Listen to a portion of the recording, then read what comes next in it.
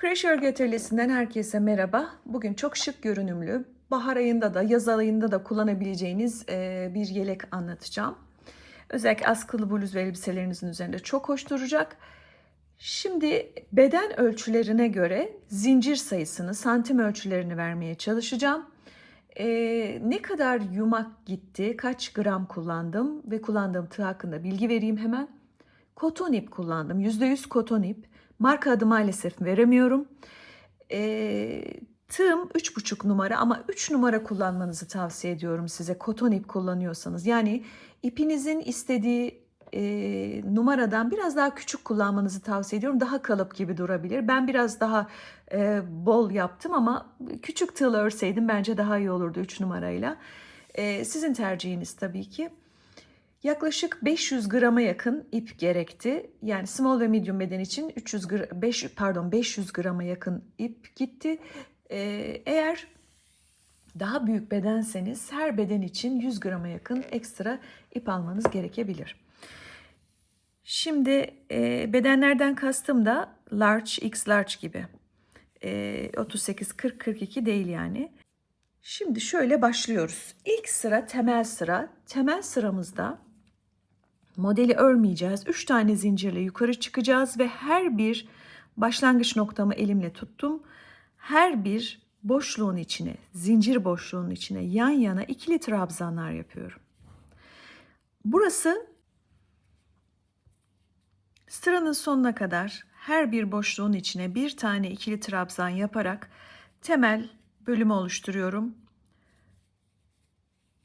Burası arka yüzümüz. Arka yüzden başladık. Ön yüzlere kaç zincirle başlamamız gerektiğini, nasıl bir metot izleyeceğimizi birazdan anlatacağım. Burası bizim arka yüzümüz. Trabzanı geçtim. Şimdi biraz geniş gibi durabilir ama model büyüdükçe toparlayacak kendisini. 110 tane trabzan yaptım. Dediğim gibi salaş bir yelek örüyorum. Yani dar isterseniz daha da az yapabilirsiniz. 110 zincir çekmiştim. 110 trabzan. Kaç zincir çektiyseniz o kadar trabzan yapıyorsunuz. Hepsini tek tek sayacaksınız. Sonra yukarı çıkıyorsunuz. 1, 2, 3, 4 ve modele başlıyoruz. 4 tane zincir çekerek yukarı çıktım. Bunu ben ilk üçlü trabzanım olarak kabul edeceğim. 2 defa dolayacağım tığımı. Ve bakın şu ilk değil ikinci trabzanı hafif sol üstündeki boşluğa batarak ikinci trabzanımı 3 seferde yukarı çıkarak oluşturuyorum üçlü trabzan olduğu için. Sonra 2 tane zincir çekiyorum. 2 defa doluyorum. Bir trabzan boşluğu, 2 trabzan. Bakın burada boşluklar kendini gösteriyor. 1 nokta, 2 nokta, 3. noktaya batıyorum. Tekrar üçlü trabzan yapıyorum. 2 defa doluyorum. Bakın aynı boşluğa değil, yan boşluğuna ikinci trabzanı yapıyorum. Kutucuk oluşmuş oluyor. 2 tane zincir çekiyorum. 2 defa doluyorum. Son battığım noktadan sonra 1, 2, 3. boşluk. Arada 2 tane nokta kalmış oluyor. Bakın buradan gözlemleyebilirsiniz. En son işlem yaptığım benim burada. Arada 2 tane nokta şeklinde boşluk kalmış oluyor.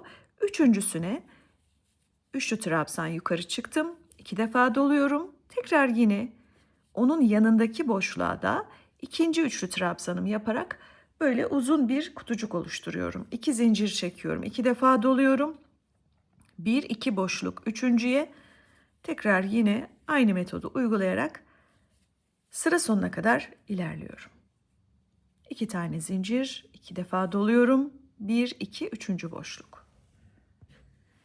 İkişer boşluk atlayıp yan yana ikişer üçlü trabzan yaptık. Aralara ikişer zincir çektik ve sıranın sonuna geldik. Bakın 2 zincirimi burada çektim.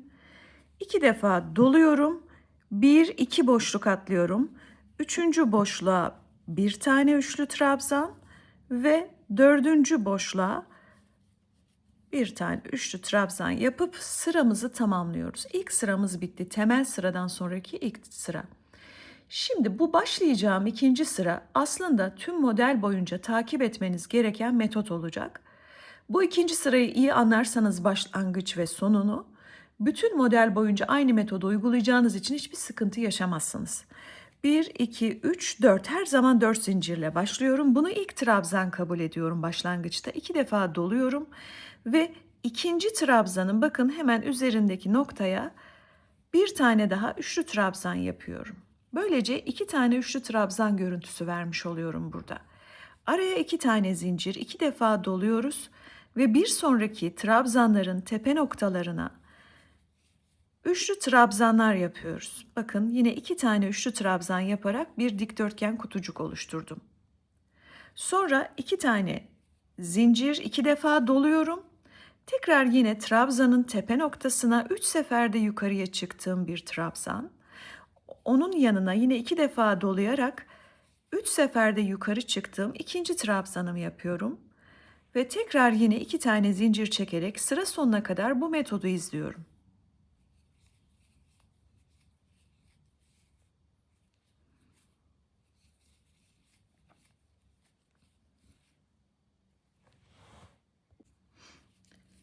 İkinci sıramızda yine bitirirken şöyle göstereyim. 1-2 zincir çektim, 2 defa doladım ve son 2 trabzanın üzerine 2 tane trabzan yaptım. Tekrar yukarı çıkıyorum. Dönüyorum. Bunu ilk trabzan kabul ediyorum. 4 tane zincir çekerek başladım. 2 defa doluyorum ve ilk gördüğüm trabzanın tepe noktasına trabzan yaparak 2 trabzanla bir kutucuk görüntüsü veriyorum. 2 zincir çekiyorum ve metodumu sıra sonuna kadar tekrar ediyorum. Bakın şimdi bu ikinci sırayı baştan sona bir daha izlerseniz bütün model boyunca yapmanız gereken, uygulamanız gereken metodu anlayacaksınız. 2 tane üçlü trabzan, 2 zincir, 2 tane üçlü trabzan, 2 zincir şeklinde kol altına gelene kadar modelimizi devam ettireceğiz. Bakın hep trabzanların tepe noktalarına birer üçlü trabzan yaparak aralara da ikişer zincir çekerek devam ediyoruz. Evet. Bakın şimdi yaklaşık 40 santim kadar arkayı ördüm. 23 sıra ördüm. Şimdi 23 sıra benim ipim ve tığıma göre toplam 40 santim kadar düşünün burayı. 40 santimlik bir uzunlukta ördüm. Sıranın sonuna geldiğinizde ipi kesmiyorsunuz. Şimdi artık kol çıkıntısı oluşturacağım. Önce solda oluşturacağım, sonra sağda oluşturacağım. Kol uzunluğunu dilediğiniz kadar yapabilirsiniz. Burada formül 4'ün katları artı 2 tane zincir çekmek. Bunu şöyle yapıyorum. Ben kendi kol uzunluğumu size anlatacağım. 1, 2, 3, 4. Bakın 22 tane zinciri çektim ve ipimi kestim. Şimdi bu bizim sol taraftaki kol çıkıntımız olacak. Burada bitiriyorum. Diğer tarafa geliyorum ve buradan örmeye başlayacağım. Öncelikle burada kol çıkıntısı oluşturabilmek için yine şuradan tığımı geçiriyorum. İpimi alıyorum şöyle bakın. Bakın elimle tutacağım burada. İpi sıkı sıkı tutuyorum. Şuradan çıkardım. 1, 2, 3, 4, 5, 6, 7, 8, 9, 10, 22 tane zincir çekip üzerine modeli öreceğim. 22 tane zinciri çektikten sonra ipi bu sefer koparmayacağım. Yukarıya çıkıp gövdenin üzerinden kalan kısmı yukarıya doğru örmeye başlayacağım. Şu son zinciri elimle tutuyorum. 1, 2, 3 ve 4 tane zinciri çekiyorum. 2 defa doluyorum. Bu son zincirin içine bu 4 zinciri ilk trabzan kabul ediyorum. Bunu ikinci trabzan kabul ediyorum ve ilk kutucuğumu yapmış oluyorum. 2 tane zincir çekiyorum. 2 defa doluyorum. 1, 2 zincir boşluğu atlayıp 3. zincir boşluğunun içine bir tane trabzan. 2 defa doluyorum. Hemen yanındaki bakın aynı boşluğa değil burası önemli. Yanındaki zincir boşluğuna bir tane daha trabzan yapıyorum. 2 tane zincir çekiyorum, 2 defa doluyorum. 1, 2 zincir boşluğu atlayıp 3. trabzanın içine bir tane. Onun yan boşluğuna da yine bir tane daha trabzan yapıyorum. 2 zincir çekiyorum ve devam edeceğim bu şekilde gövde kısmına gelene kadar. Şimdi benim çektiğim zincir sayısına göre bakın 1, 2, 3, 4, 5 ve 6 tane trabzanlı kutucuk yaptım.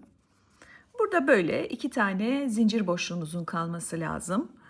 1-2 zincir çekiyorum ve artık gövde kısmına, ana gövdeye geçiyorum. Burada ilk trabzanın tepe noktasına yine üçlü trabzan, ikinci trabzanın yine tepe noktasına ikinci üçlü trabzanımı yapıyorum. Ana gövdenin üzerinde çalışmaya başlıyorum. Metodum aynı. 2 zincir, 2 tane üçlü trabzan. 2 zincir, 2 tane üçlü trabzan şeklinde metodumu sıranın sonunda şu gövde bitimine kadar, zincirli kısma kadar geliyorum. Evet, gövde kısmını ördüm. Bakın son bölüme de trabzanımı yaptıktan sonra tekrar 2 zincirimi çekiyorum. 2 defa doluyorum. Burada 1-2 zincir boşluğu atlıyorum ve 3. zincir boşluğunun içine 3 seferde yukarı çıktığım üçlü trabzan, onun yan tarafındaki boşluğa yine aynı metodu tekrar ediyorum. 3 seferde yukarı çıkıyorum. Tekrar 2 zincir çekiyorum. 2 defa doluyorum. 1-2 3. boşluğun içine yine aynı şekilde 3 seferde yukarı çıktığım bir trabzan, onun yanına da 3 seferde yukarı çıktığım bir trabzan yaparak sıra sonuna kadar ilerliyorum. Ve sıranın sonuna geldiğimde bakın 1, 2, 3, 4, 5, 6.'yı yapacağım. Şimdi 2 tane zinciri çektim. 2 defa doluyorum. Sonda bir yere şöyle 2 tane trabzanımı yapıyorum yan yana boşluklara. Ve buradaki kolu tamamlamış oluyorum. Hem burada hem de burada kol çıkıntısını yapmış oluyoruz. Şimdi klasik metodumuzu yine ilerleteceğiz. 4 zincirle yukarı çıkıp buralarda hangi metodu izlediysek bundan sonra da baştan sona, yani tüm bu çıkıntıları örecek şekilde ilerleyeceğiz. 2 tane zincir, yine bakın 2 defa doluyorum. Bu boşluklara trabzanlarımı yapıyorum. Bunu böyle kaç sıra, kaç santim ölçüsünü takip etmenizi tavsiye ederim. Herkesin ip ve tığ numarası farklı olabilir. Bakın bunu böyle buradan buraya şu sona kadar öreceğim. Sonra tekrar buradan döneceğim ve bu sona gelip tekrar böyle ilerleyeceğim. Şimdi bitirmiş halini size göstereceğim. Boydan boya 65 santim. Şuradan şuraya 25 santim ördüm. Birazdan kol kenarının düzgün durması için göstereceğim size. Her bir boşluğa üçer trabzan, ikili trabzan yaparak bakın. Şu boşluklara, şuralara üçer trabzan yaparak kol kenarının düzgün durmasını sağlayacağım. Burada da görebilirsiniz. Toplam 12 sıra oldu benim ipim ve tığ numarama göre. Benim gözüme biraz dar gözüktü. Ben çok bol bir yelek istediğim için kenarlara da şöyle bir trabzan geçeceğim ama siz geçmeyin, yani geçmek zorunda değilsiniz. Bu verdiğim ölçü small ve medium beden için uygundur. Bakın şimdi arka yüzümüz bittikten sonra kol bölümünde kenarlara her bir boşluğa 3 trabzan olacak şekilde, üçer tane ikili trabzan olacak şekilde bir şerit geçtim. Sıra geldi ön kanatlarımızı örmeye. Ben şimdi başladım ve böyle yukarıya kadar, kol altına gelecek olan bölüme kadar çıktım. Neden en başından itibaren göstermedim? Çünkü zaten aynı metotla başladık. Sadece zincir sayılarını anlatacağım size. Yukarıya doğru çıktık. Arkada kaç sıra ördüysek kol altına kadar, ki ben 23 sıra örmüştüm. 23 sırayı çıktıktan sonra buradaki kol çıkıntısını oluşturacağım. Small ve medium bedenseniz ön taraflara, ön kanatlara 3-3,5 numara tığla ördüğünüz koton iple 50'şer zincirle başlıyorsunuz. 50 zincirle başlayıp metodu önce bakın aynı şekilde trabzan geçiyorsunuz. Sonra da metodu uygulayarak 23 sıra ördük. Burada neden 50 tane ördüm? Normalde arkaya 110 ile başlamıştık. 10 eksik yaptık. Yani şöyle 10 eksik. 110'un yarısı 55-55 örmem gerekiyordu. Ortada ense boşluğu bırakabilmek için 10 zincirlik arkada, boynunuzun arkasında bir pay bıraktım. Onun için 55-55 değil de 50-50 yaptım. ikiye ayırdım. Siz de 10 zincir ya da 11 zincir, 12 zincir, yani çift sayı olacak şekilde sağ ve sol taraf bir pay bırakabilirsiniz. Şimdi kol çıkıntısını nasıl yapıyoruz? 23 sırayı ördükten sonra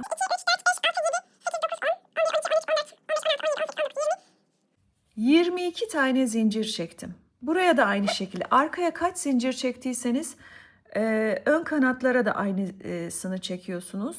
Bunun aynısından bir tane daha öreceksiniz. Sağ ve sol kanadın metodu hep aynı.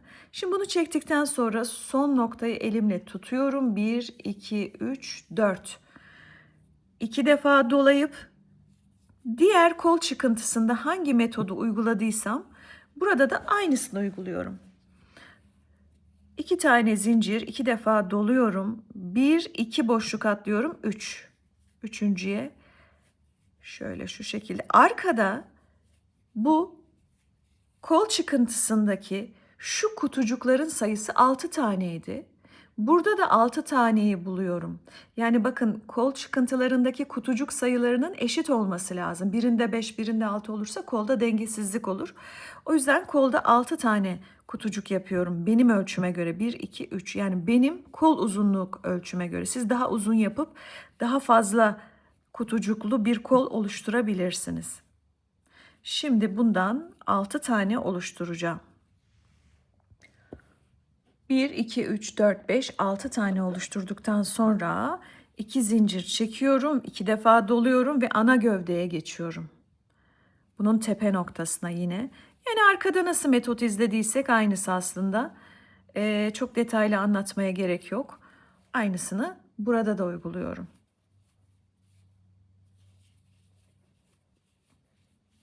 Normal yine ikişer zincir, ikişer üçlü trabzan şeklinde ilerliyorum. Evet, bakın. Böyle geldik buraya. Bakın böyle.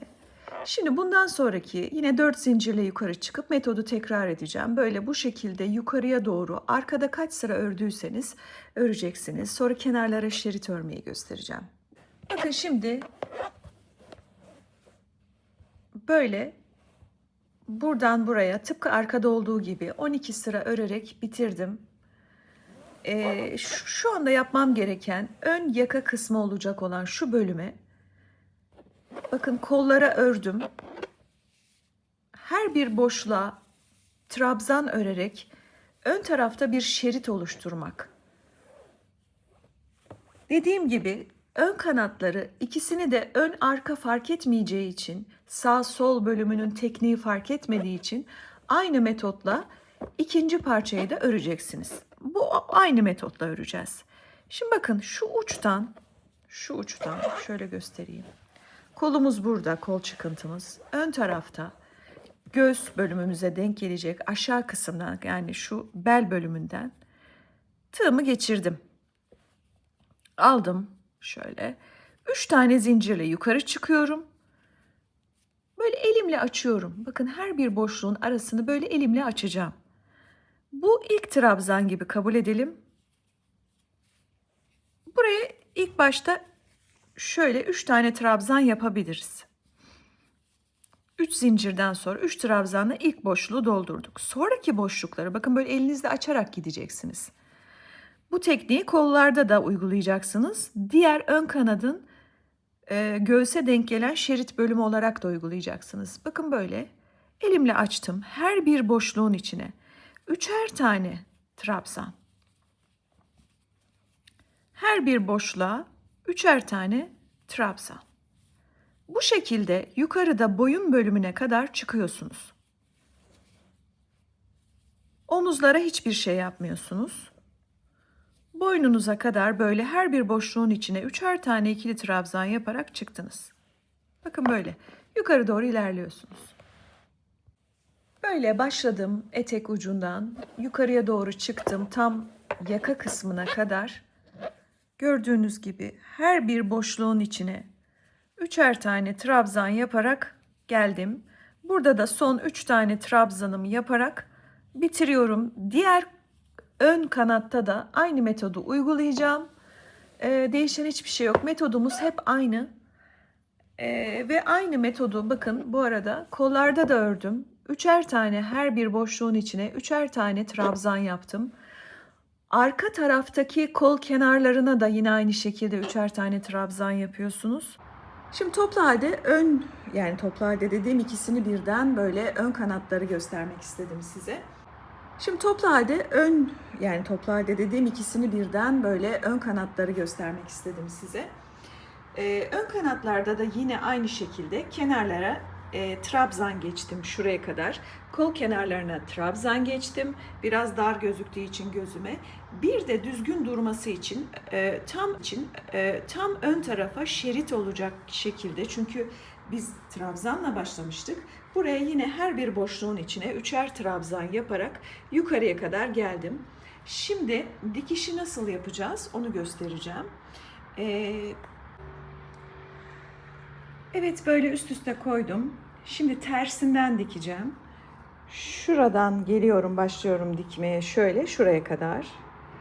Şuradan geliyorum yine şuraya kadar. Bu kenar şeritlerini, yan şeritleri yapmak zorunda değilsiniz. Ben dar geldiği için yaptım ama şuradaki şeritler ve buradaki şeritler mutlaka yapılmalı.